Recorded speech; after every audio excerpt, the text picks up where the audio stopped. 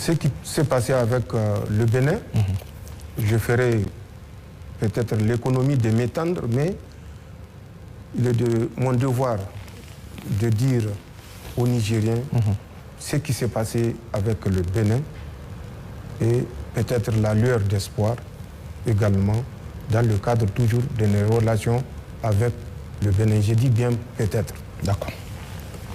Le 30 juillet, quand la CEDEAO avait décidé de mettre le Niger sous embargo, le président Talon, c'est à partir d'Abuja qu'il avait appelé pour dire d'interrompre tout chargement, tout franchissement des moyens nigériens.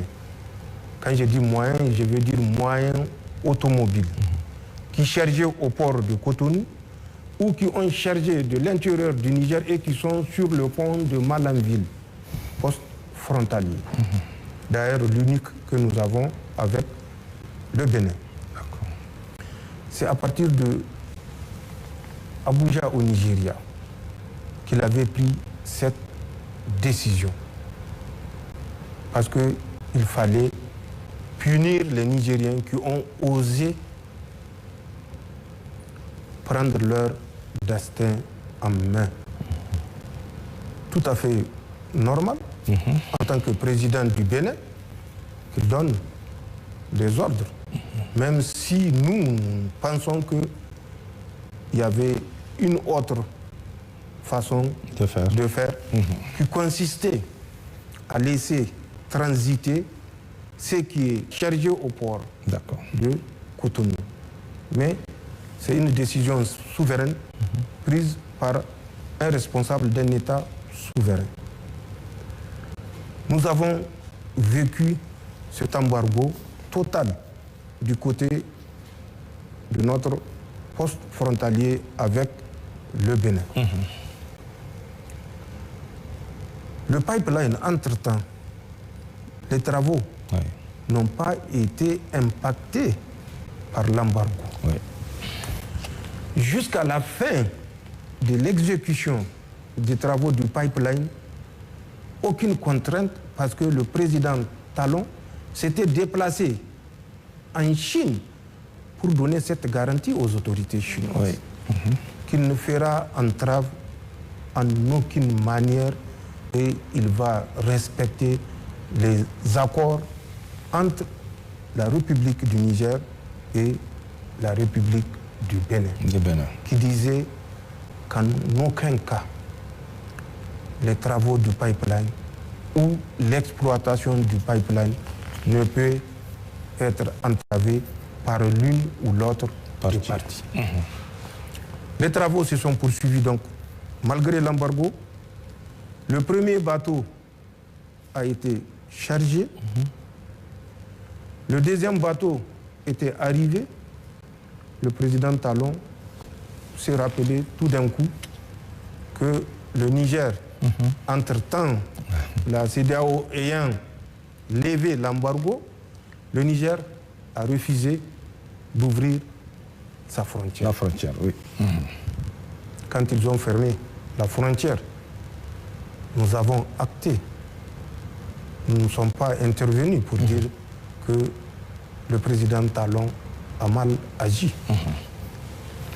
Quand il va de notre sécurité, sachant ce que nous savions et que nous savons toujours, de ce qui s'est tramé au Bénin, à travers justement les agents de la DGSE française au Bénin, quand les gens parlent de base, il n'y a pas de base, mais une action de déstabilisation subversive ne se mène pas avec des troupes conventionnelles. Sinon, ça ne serait pas une action subversive. La subversion, les gars n'ont qu'à consulter le dictionnaire. Que veut dire, en termes littéraires, la subversion? Sans parler du domaine des spécialistes. Que veut dire la subversion? Donc, le fait de dire qu'il n'y a pas de base, c'est des camps avancés pour lutter contre le terrorisme. Mais nous savons ce que nous savons. Nous savons ce qui s'est passé au Bénin. Au Bénin, automatiquement, je vous ai dit, après la décision de la CEDEAO, le président Talon a pris la mesure et la responsabilité sur lui d'appliquer à la lettre les mesures de la CEDEAO. D'accord. C'est un État souverain, je l'ai dit. Il est libre de faire ce qu'il veut. Mais qu'on nous laisse également cette liberté de protéger notre pays. D'accord. Nous savons déjà le 25 du mois d'août 2023, la France avait loué 3 hélicoptères Super Puma auprès d'une société qui s'appelle Elenka, d'une nationalité que je tairai. Ces Super Puma étaient déjà sur le tarmac de Kandi. Le 26, déjà, ils étaient à Kandi. C'est ça. Pour donner la correction au Niger qui a osé dire trop, c'est trop. En plus de cela, des éléments de subversion, comme ils l'ont prédit, étaient positionnés à l'aéroport international de Tours. C'est même un aéroport international que les Français ont réhabilité expressément. Oui. Toujours au Bénin? Au Bénin, à Trou. D'accord. Trou est à 7 km à l'ouest de Parakou. L'aéroport international de Trou est à 6,8 km à l'ouest de Trou. D'accord. Cet aéroport a été réactivé, rénové. Les Français avaient débarqué des agents avec du matériel à travers des vols cargo qui ont atterri. Le premier vol à 2 h du matin, le deuxième à 3 h du matin, pour débarquer du matériel. Parce qu'il fallait le gré, le compte au Niger. Nous savons que des agents des renseignements en tenue civile étaient à l'hôtel GB de Kandi le 25, le 26 du mois de septembre 2023. Ils étaient en tenue civile en reconnaissance. Il fallait reconnaître l'aérodrome de Porga, qui fait 2 km 100, à la lisière de la frontière, toujours dans le parc W, à la lisière de la frontière Bénin-Burkina Faso, 2 km à l'intérieur du W côté Bénin, 2 km donc de la frontière burkinabé. Cet aéroport de Porga est entre les mains des Français. D'accord. Officiellement chargé de préserver le parc.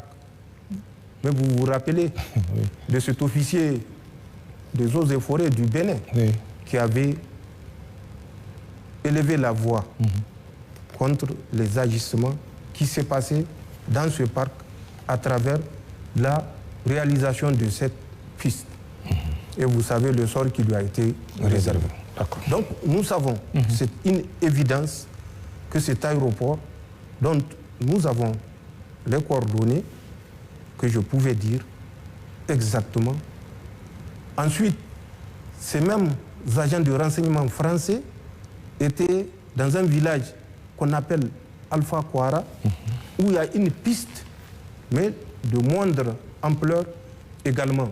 Nous avons les coordonnées de cet aérodrome où les Français étaient partis en reconnaissance, toujours accompagnés des agents subversifs français.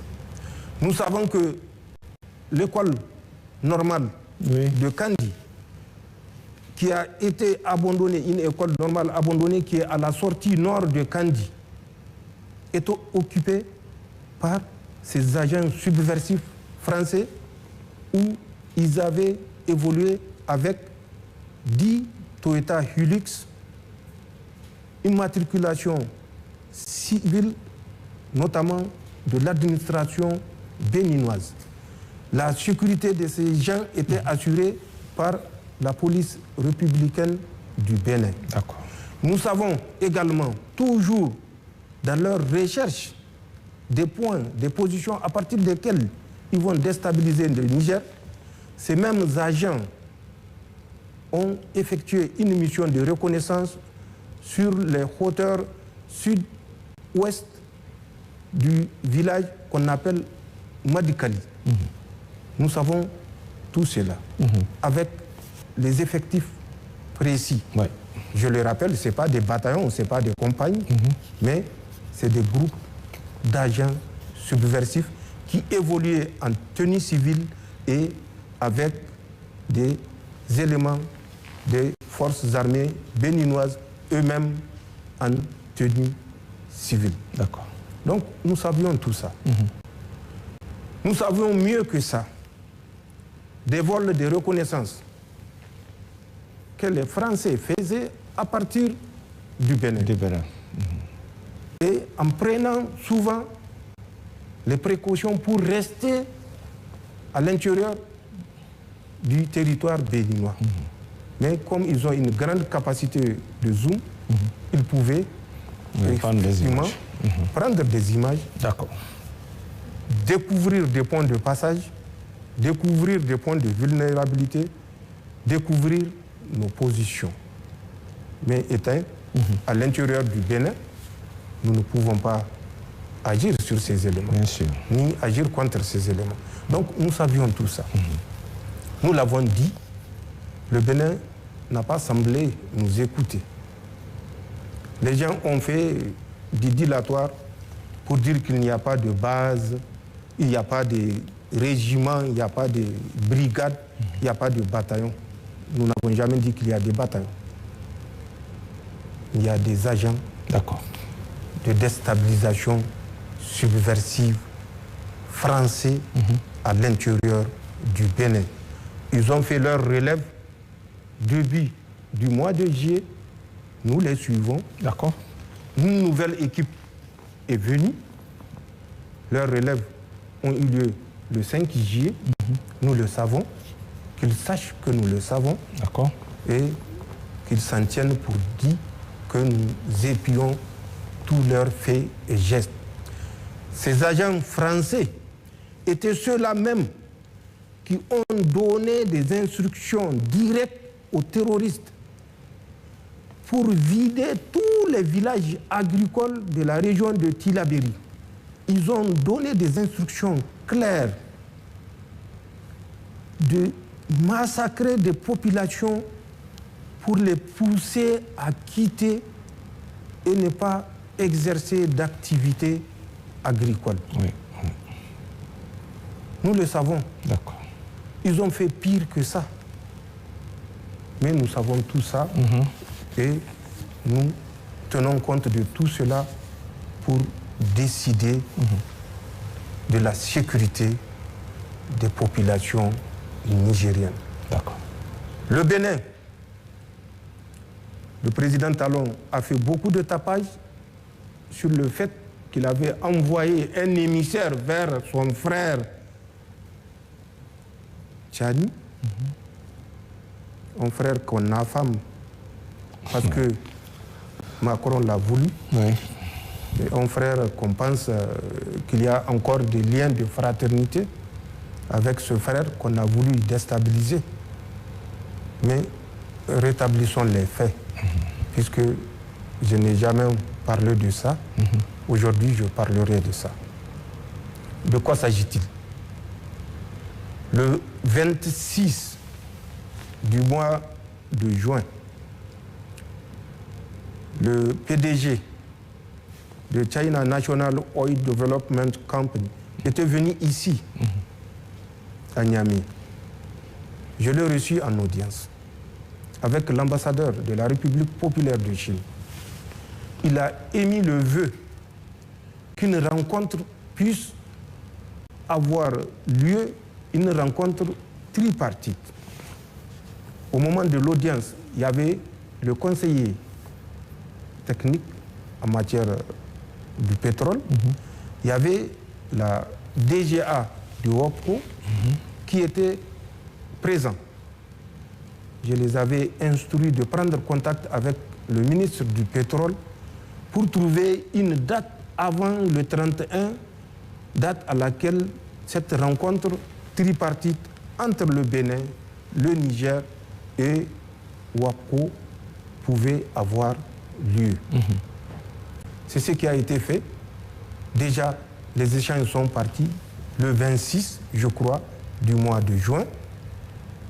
Le ministre de l'eau et de l'énergie du Bénin était venu dans le cadre de cette rencontre tripartite.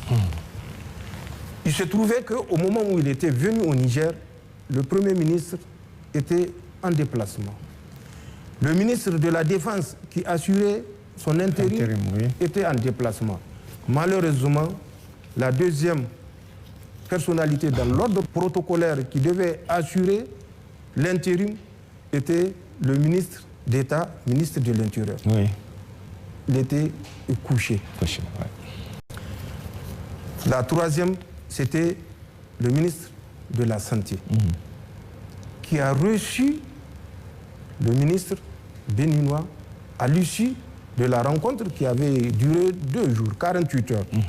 dont les images ont circulé, ont été passées à la télé nationale, où il se disait satisfait de la mission qu'il avait effectuée dans le cadre de cette rencontre tripartite.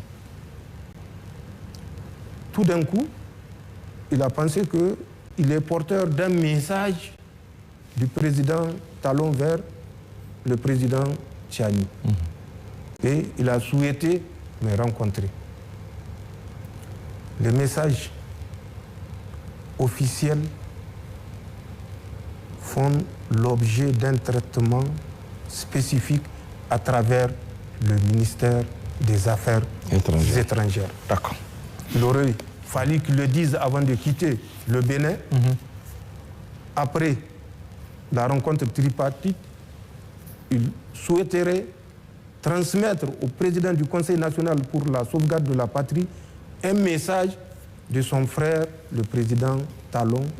Le ministère des Affaires étrangères lui aurait répondu en fonction de mon calendrier. Voilà ce qui s'est passé. D'accord. Et voilà la vérité, les faits, et ça a donné lieu à une polémique internationale.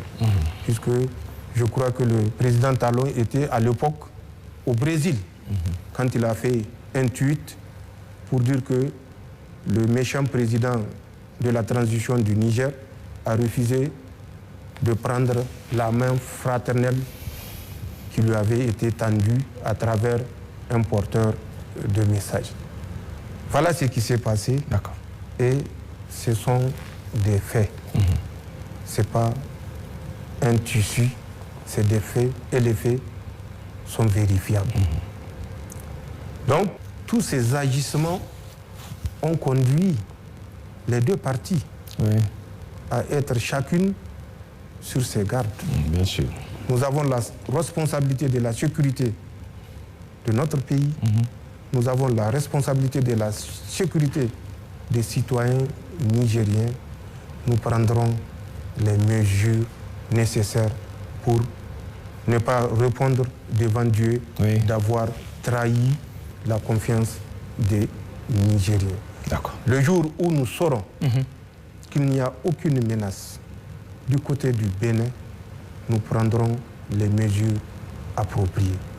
Et nous espérons, à travers des démarches déjà qui sont initiées de part et d'autre, particulièrement, je profite pour remercier le président Soglo et le président Yahi Boni qui ont fait le déplacement, malgré le poids de l'âge, pour venir vers nous et nous demander de renouer le fil du dialogue. Dans la même lancée, nous avons envoyé une mission qui est partie, conduite par le ministre d'État, ministre de l'Intérieur, et qui a échangé. Et au retour qui nous a fait le point de cette mission. Il y a des perspectives, mais la sécurité est l'urgence la plus urgente. D'accord. Donc, il y a des perspectives de reprise, mais la sécurité d'abord, conditionnées par des mesures de sécurité. C'est une question de responsabilité vis-à-vis du peuple nigérien. D'accord.